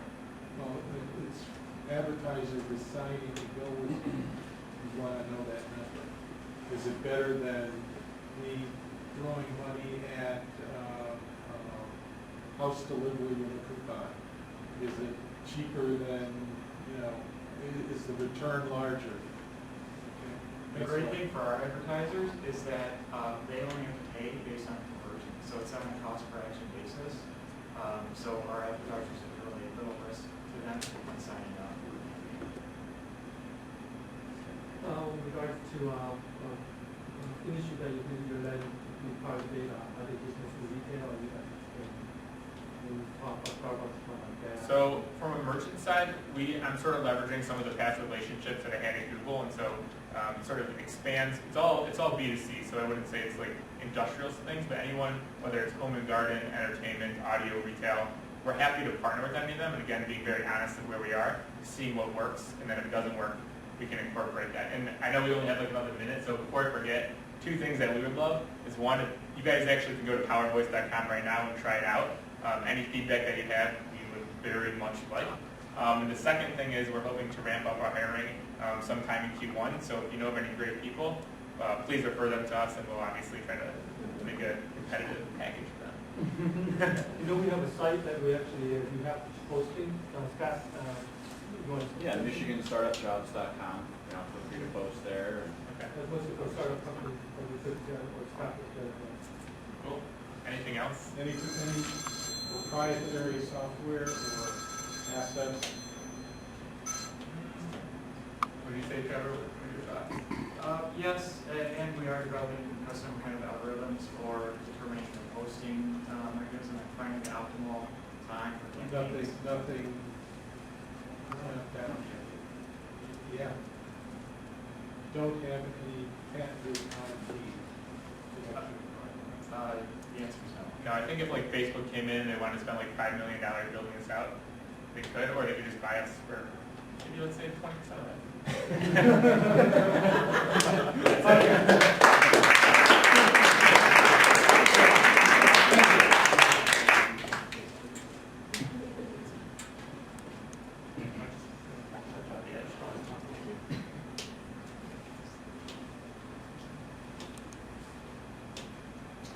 While Tom's getting excess slides, Harry Reisig or Reisig? That's what I was going to guess, Harry Reisig. He's a returnee, so it'll be interesting to see what he has to talk about today. He grew up in Southfield, Bachelor of Science in Nuclear Engineering. He took the next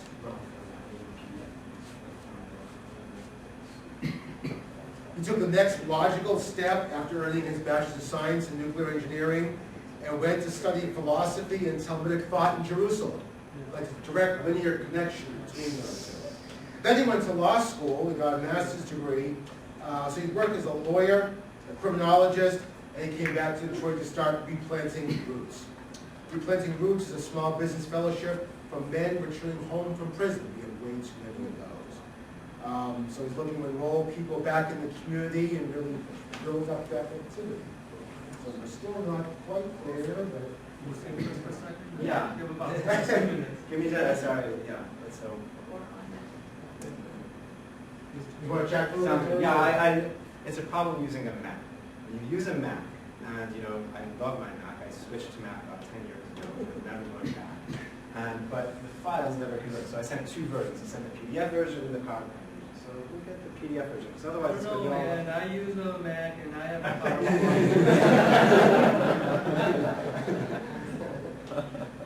You went to a different school. Yeah, I did nuclear engineering. I actually left engineering in part because I couldn't stand all these like minutiae of how like a computer works. When my 2 weeks of code wouldn't work because I missed a semicolon, I said I need to like step out of this realm and hopefully do something a little bit at least more meaningful to hopefully the Detroit community.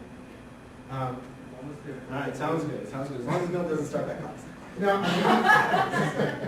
One from our sponsors. No, I really want to thank you. I mean, this is the second time actually I've gotten to be able to present here, and I've learned so much coming here. I mean, I've had a really kind of varied background, and I'll kind of tell that as part of my story. I won't cheat the 5 minutes, but coming here as as a lawyer and a criminologist. Actually, just before I moved to Detroit, I was working as a small business consultant.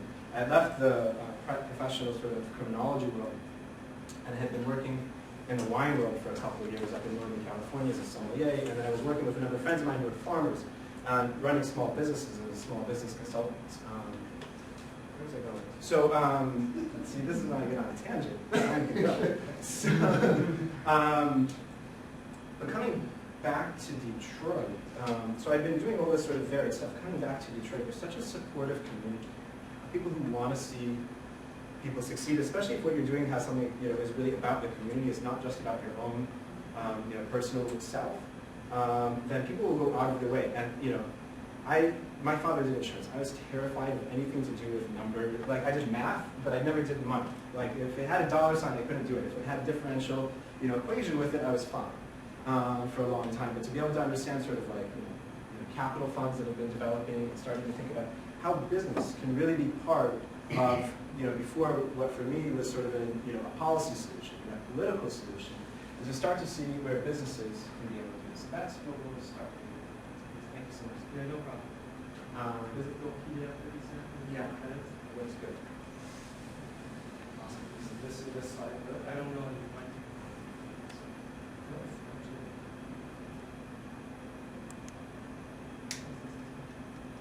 Okay, so I'll have to stand behind her. So, like Milton said, sort of by training, I'm a lawyer in criminology. So I went to the University of Pennsylvania, did a master's in criminology. And before I was working with state governments and thinking about solutions for men coming back from incarceration.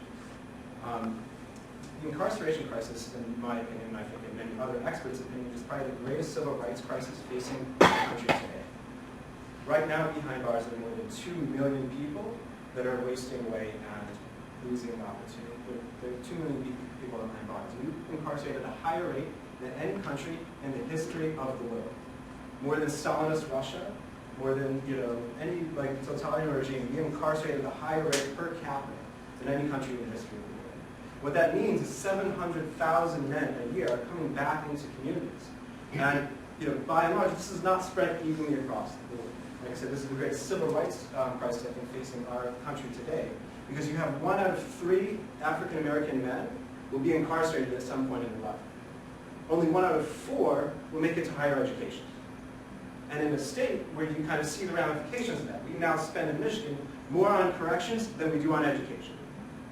And that is not the solution for anyone, for any sort of community. This is something that affects all of us, no matter what color, what community, where you go home to. This is something, a major crisis. And here in Wayne County, in Detroit, 4,000 men will be coming back from incarceration this year and next year and next year. And they're coming back not to Indian Village or to Birmingham.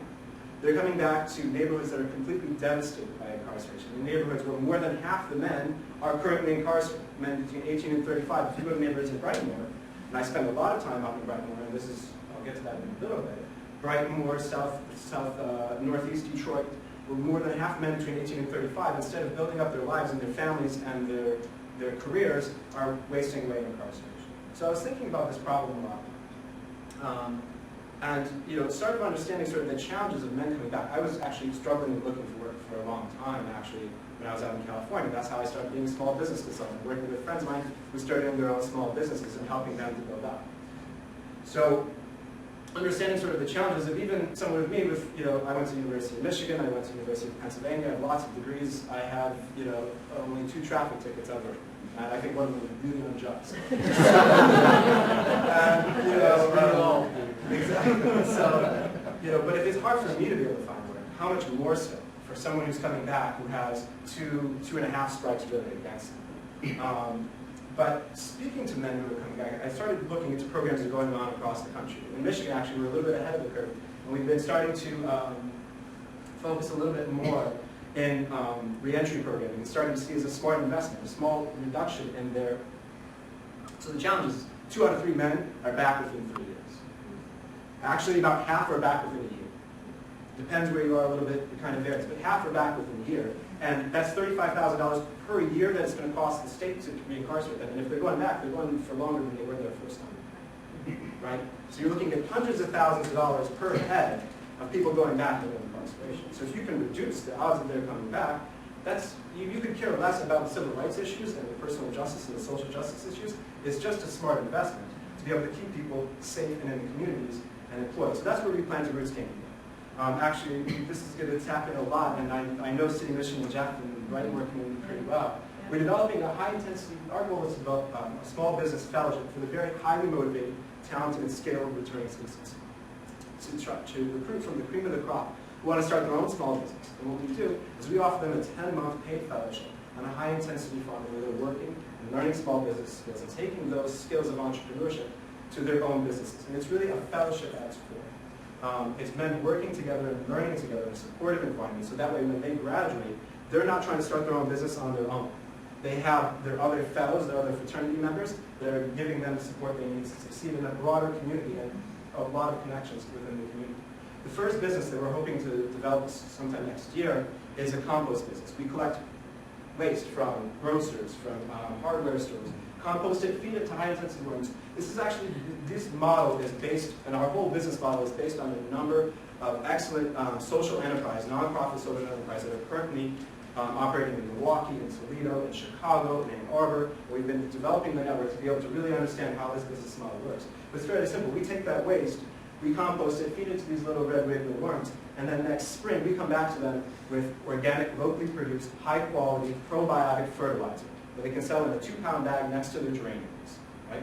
And that's actually our target market, is looking at retailers and to be able to form relationships. The fellows develop those relationships with the retailers, to be able to providing opportunities. So eventually we're going to build a high-intensity farm, actually very similar on the model. The models that they have are actually doable. They're successful. I'd be happy to go into more of the details of that.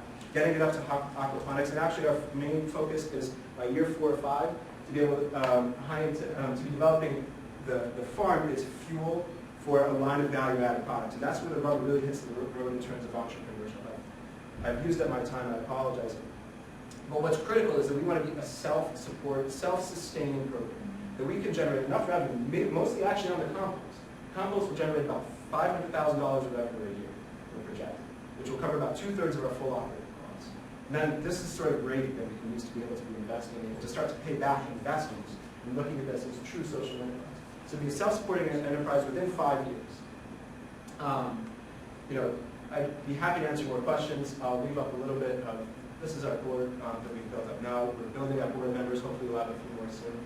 And hopefully with about, I can raise around $300,000 to start a pilot project sometime next year. Sorry for going over time.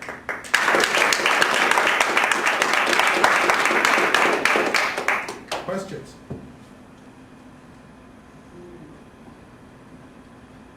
Where are you guys in the process of raising capital? Right now we're just at the point where we're starting to look to raise capital, actually. I spent the past 2 years working on this and developing relationships, a lot of time spent with gardens and farms and other nonprofits around in the Detroit area and the region, building up the board of support here. So that way, because we're going to need a lot of partners with other agencies to be able to provide sort of the full wraparound services. We're going to hire initially a small staff, but to be able to be partnering with a lot of agencies. So I've been doing that, kind of putting it all together, and importantly, as a nonprofit organization, is to have the right fiscal sponsor backing that. Our goal is to be able to be raising 1/3 of our capital from, ideally, in an ideal world, we'll see how it actually goes. In an ideal world, would be 1/3 from government, Department of Government grants, 1/3 from foundation funding, and then the last third is actually from what's kind of a developing model of patient capital, of pro-social capital investors who want to be able to, who are willing to take maybe a slightly, less high rate interest, lower, slightly slower rate of return, but in return for a much deeper value and good that they can be able to do in the community, still get their money back. So, sort of over the next 3 years, I need to raise close to $1 million, which sort of scares the crap out of me, but that's not the scary part actually. But maybe you in the back. Yeah, have you tried to tap into the religious community? Yeah. I mean, I've heard some of the same numbers, and there's big concern in the religious community in the state, in the city of Michigan, not only with the prisoners coming in, but also the warriors. Yes, with the vets, and there's a lot of overlap. There's a couple similar programs working with vets. One actually going to be doing similar work up in the Brightmoor area, working with vets soon with MSU. So I actually spent a few years before that in after college, after nuclear engineering, I wasn't sure exactly what to do, and I spent 7 years studying in Jerusalem. And sort of see, actually, like I said, at this core, it's all about a fellowship. It's all about the men working and learning from each other and developing that support structure. And so to have spiritual mentors and guides are really important. So Keith Ben, one of our board members, is right now he's the executive director of the Flip the Script program, which is an excellent program. It has a lot of support, and he's I believe he's at Greater Base and is developing connections there. I've been developing a lot of relationships and learning from the Capuchins. Capuchins do an incredible amount of good work in similar programs on the east side of Detroit, and a lot of my friends work at Earthworks Farm, and starting to see those relationships and learning from them. And also a little bit, I kind of am still connected in the Jewish community and starting to see that's a little bit different relationship, I think, but we've been trying to, and I think some of the board that we need to build, and one of the people that I'm hoping to be able to get on the board in the next, couple of months. I don't want to push it, but I do want to push it. Is very connected in sort of like the Church of the Black Madonna, and very strong sort of principles of self-determination, which are really critical to the fellowship. So our number of Are you aware that the MEDC is now backing non-profits? Matter of fact, they just gave, I believe, $150,000 to Focus Hope to keep it going. Yep. Approach Focus Hope. This may be a good program for them to take some of that I've money. been in conversation with Focus Hope for some time, and Okay. I think we have a good relationship. I'm hoping it's going to be growing more and more. And also with MEDC, we've actually gotten a really strong support from a number of people. A number of people who were involved in DLEG, in the former administration, are big supporters. The government, we come at no cost to government as our goal, right? So the department, when I sat and talked to the That's department, once you're up and running. right? Let's get you up and running. Right, exactly. So, but we could be able to, we're kind of really adding value also to the Department of Corrections program, because we're acting as a fellowship. We want to recruit men from vocational programs within the Department of Corrections, and to act as a fellowship. And those who are really talented to succeed, we reach out with a 12-week basics of business class that we've been trying to recruit students here at Techtown. And one of, the teacher, Darren Lepik, is a regular here, and I met him at the last time here to teach the 12-week basics of business course. We reach out to the prisons, be able to recruit sort of very highly motivated and talented returning citizens who can write their own business plan. That's a prereq for the program. You write your own business plan. So, like I said, there's been a lot of support and partnerships with different areas. Well, I'll be around afterwards. I'd be happy to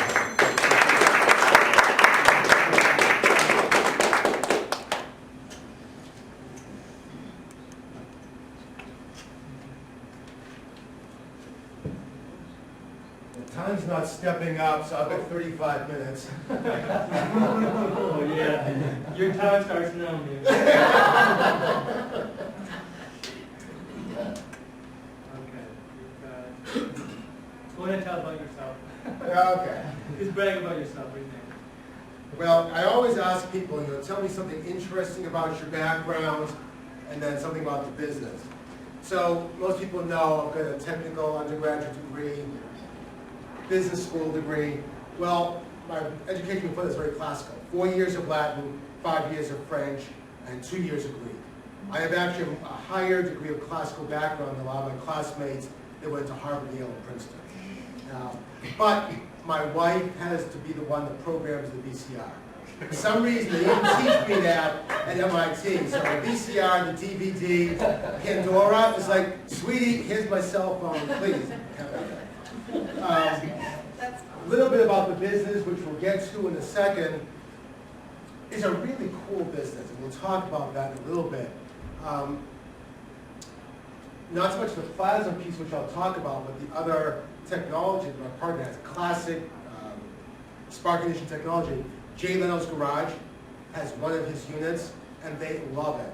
We just got contacted 2 nights ago by Lonnie's my partner, one of his distributors in Denmark. They've got a $2 million supercar they're building. They build about 15 of these a year. They've looked all over the world, and they settled on our technology. So there's some really cool stuff. Now, $15 million a year, I'm not going to attract very many angels. But it's the kind of thing there is interest in what we have to do. So let me come over here and time to set the timer for 15 minutes. Guy, he does, I keep trying to lead him and he's not fighting. I don't know why. So anyhow, the name's Milton Roye. I talk about the energy power system and how we can give you the benefits of hybrid technology without the cost of hybrids and do it today. Now, I never like using this thing, I can never figure it out. There we go. Okay, the commercial realities of the fleets that we're pursuing, 50% of the operating costs are covered in fuel. They get anywhere, you can see the type of vehicles we're talking about, from a high of 14 to I say a low of 6. It's really as low as 3.5 miles per gallon. Who cares? Just the top 6,400 fleets have about 1.6 million gas engines in operation. You can see here the size breakdown between over 1,000, over 500, over 100 trucks. A lot of vehicles out there that have fuel economy problems. The energy power system, we won't talk about it, but it's nanosecond discharge technology, which is called a plasma ignition. You can see here what the units look like mounted on an engine. 2.5-hour installation time, so it's very user-friendly. Won't talk about greenhouse gas reductions right now. The key thing is payback. Follow the money. That's what fleets are interested in. So 50,000 miles a year, if you're getting a 14 mile per gallon run rate right now, you're looking at a 14-month payback. And the worse the starting fuel economy, the lower the payback. So that's the value proposition that we are selling. A little bit about the management team. Myself, I've been involved in 4 startups and 2 turnarounds. I've got background at MIT, General Motors, Harvard Business School, GM. Tran out of India was the last company I worked for. Lonnie, my partner, has been involved in 2 startups since 1989. High performance automotive ignition, which I just touched on, as well as plasma products. He's already sold those low volumes, defense, oil field recovery, and some R&D. So our technology is proven. My job now is to commercialize that into the commercial vehicle space, again, trucks and vans. Our advisory board is pretty widespread, energy, fleet management folks, government, global consulting. So a lot of help there, which has been really great for us. We do have competition. It ranges from doing nothing, which doesn't show up on the chart, to our system.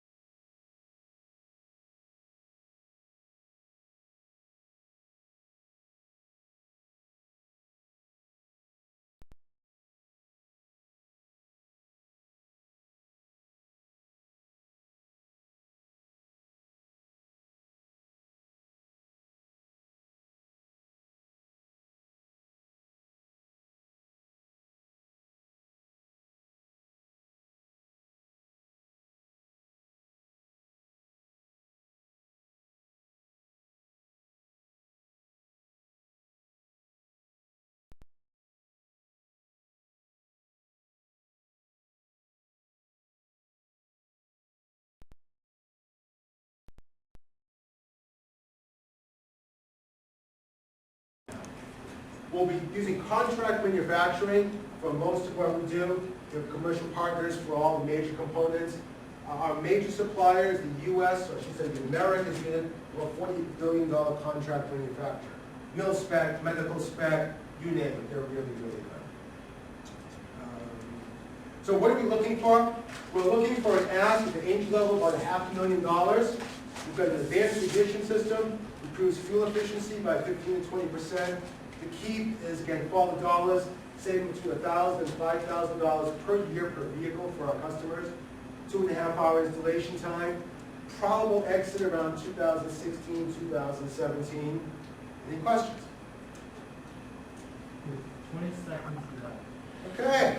And I had time for a couple of jokes about me there, too. Any questions? Yeah. You had mentioned that in the racing application it decreases the life of the engine. What does it do? That's a thermoplasma, not ours. We have a non-thermoplasma. Okay, so it doesn't degrade the life of the engine No, at all? no. We're going to offer a 3-year unlimited mileage warranty. We've got systems in industrial applications we're running for 10 years. So it's a very, very solid. How many new jobs can get created in the state of Michigan? We're looking at probably 60 right now by 2016. That's our forecast. And as things typically go, when you make an estimate, it'll probably be more than that by the time we get there. But for right now, it's going to be logical to us. We're looking at 60. So do you have a patent on this technology? That must have been a Dave Weaver question. We have right now trade secret technologies that we're protecting in that way. We've just gotten our certification by the state of California, executive orders we can sell there. So we're pretty much finalized our design structure. So we'll be working on our first provisional patent over the next 3 to 4 months. But right now, for what we've been doing, no one else has been able to do it. So we've been using trade secrets to keep that secret for as long as we can. We're still finalizing a couple more things to improve the performance of the technology. So we will be applying, we haven't done it yet. Trade secret, non-disclosure agreements, and some software algorithms that are proprietary. Because there's incentives for the auto industry is going to be pushing more and more to have higher fuel economy. Yep. How do you see that? Like then the big, the automakers then will be kind of competition. How do you see that Yes sort of and developing over, let's say, 10 years when there's going to be standards, much higher fuel economy standards? How is that going to affect your business? There are and are not going to be standards. If you look at the big print, all vehicles have to meet 60 miles per gallon by 2025. If you read the fine print, the bigger the vehicle, the smaller the increment of technology they have to hit. So we'll be lucky to get to 40 miles per gallon if they make the biggest vehicles they can by 2025. So it's all in the fine print.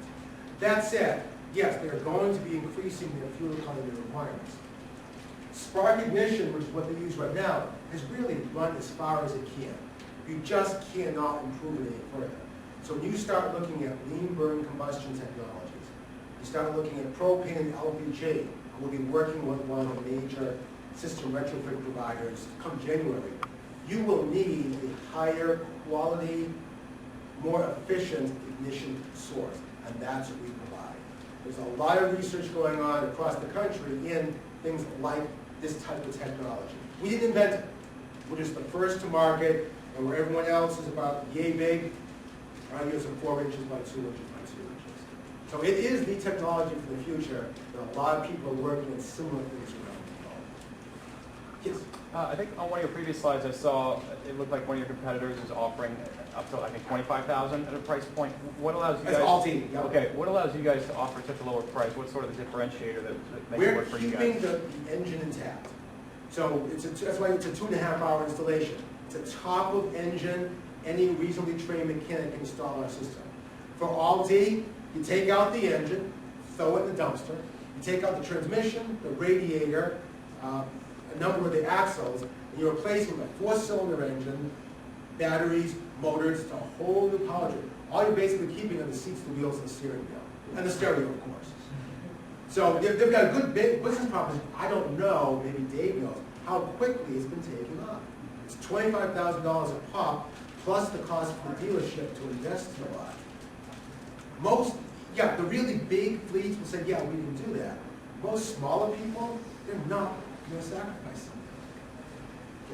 And then, yeah. So the payback slide that you had, Yeah.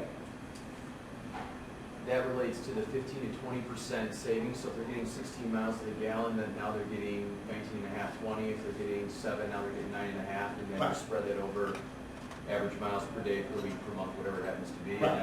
I use 25 to 50,000 miles, either 25 or 50. If it's 25, you double the payback period. But yes. The lower the starting point, the more improvement.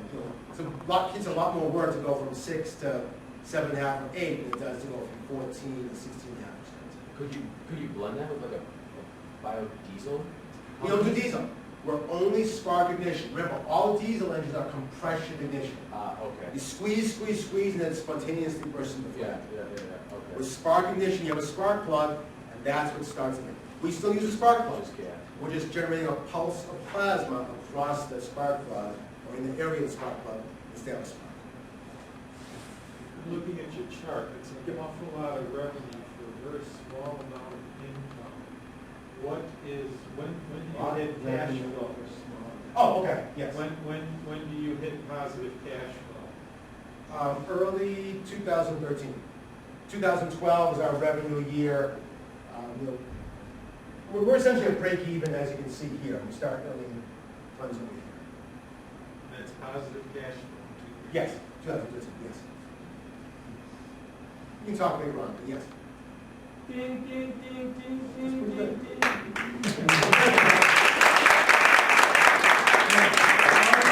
I didn't get a chance to introduce Milton. I mean, I have to say Milton and I, we came from the same, Smart Start program, which is part of TechTown. Yeah. And we got to promote TechTown to the fact that they actually allow us to use the facility, but also was gracious enough to give us the food and drinks for tonight. I know a few of you guys are also graduates from the TechTown program. They're doing great things. They're actually expanding the program to not only online technical business. I mean, you talk about different ranges of businesses. Take a look at them. I mean, and for Milton, I mean, there's nobody else to see this than Milton. I tell you. This that. is fun. It really is. I've now relocated to Grand Rapids. I come back here the first Wednesday of every month specifically to do this. I feel it's that important to give back to the community here. So thank you all for coming out here. We're at the back here. Remember, January 11th, 1/1. There's actually two things going on. We're going to actually pull on your mobile phone. We're going to do voting on the pitch. Really nothing there, nothing to win there, just ego. And then we're actually going to do a raffle, and everyone just buy your raffle certificate. You get, we got 2 gift cards to give away, $25 iTunes gift card. David, you had something you wanted to say? Yeah, I was going to say, you're in a TechTown facility, even if you didn't go to the program or not. You know, Allison Lum is a PR person here at TechTown, and if you have something you'd like to get out in the way of a message, maybe some media coverage and stuff like that, they like to toot the horn of people that are TechTown clients and stuff like that.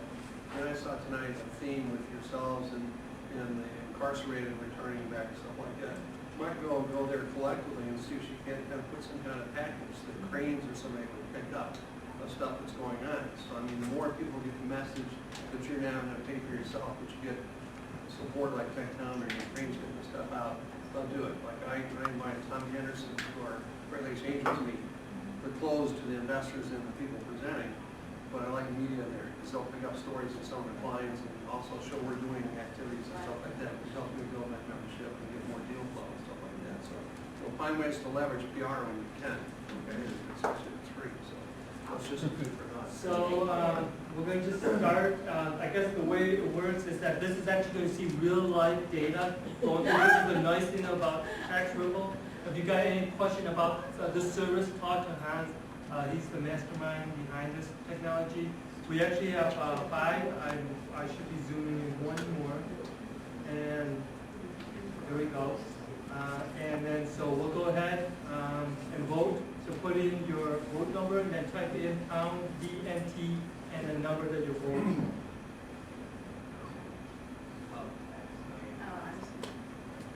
Yeah, this is all tax.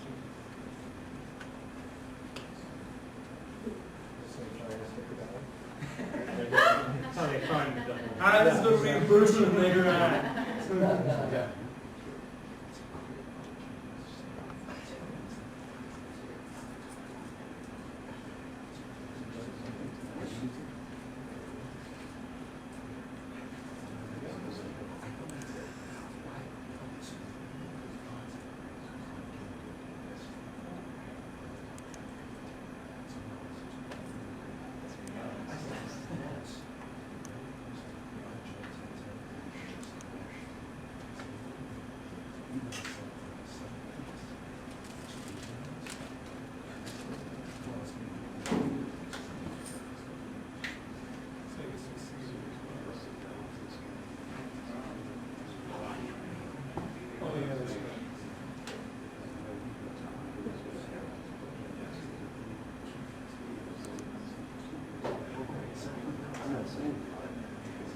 We also have food back here, grab as much as you can, there's a lot of food back here, a lot of drinks. And then that's it as well.